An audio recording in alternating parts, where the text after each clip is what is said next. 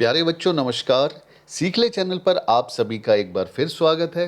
आज हम बात करने वाले हैं कक्षा 6 के हिंदी विषय की वर्कशीट नंबर 2 के संबंध में, जो कि वह चिड़िया जो कविता पर आधारित है। पिछली वर्कशीट में हमने सीखा कि वह चिड़िया जो कविता के कवि श्री केदारनाथ अग्रवाल जी हैं और चिड़िया दूध से भरे अनाज के कच्चे दानों को चोंच मारकर बड़े चाव से खाती है। चिड़िया बहुत छोटी है जो कच्चे दानों को खाकर संतुष्ट हो जाती है, उसे बहुत ज़्यादा इच्छा उसकी नहीं है। अब उसके नीले पंख हैं और वो गाती बहुत सुंदर है, उसे जंगल से बहुत ही लगाव है। अब आगे देखते हैं कि कविता में क्या है।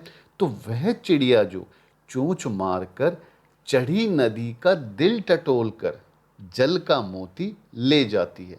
अब जो चिड़िया है वो चढ़ी नदी यानी ऐसी नदी जिसे पानी का उफान हो, बहुत ज़्यादा पानी हो, उसका दिल टटोल कर यानी उसकी गहराई में जाकर वहाँ से जल का मोती यानी बूंद जो है वो ले आती है, यानी वहाँ पानी पी कर आती है।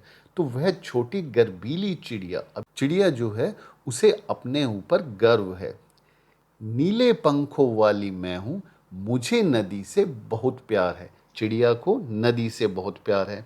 अब तक हमने पाया कि चिड़िया को 3 चीज़ों से प्यार है, एक तो अन्न से, दूसरा विजन से और तीसरा नदी से। तो ये 3 चीज़ें हमें पता चली जिससे चिड़िया को प्यार है। ऊपर की पंक्तियों के बारे में कुछ चीज़ें यहाँ पर स्पष्ट की गई हैं कि जैसे चिड़िया जो है वो बहुत ही निडर है, वह चढ़ी नदी का दिल टटोल कर अपनी चोंच में जल की बूंदें ले आती है और नीले पंखों वाली जो चिड़िया है उसे अपने ऊपर गर्व है।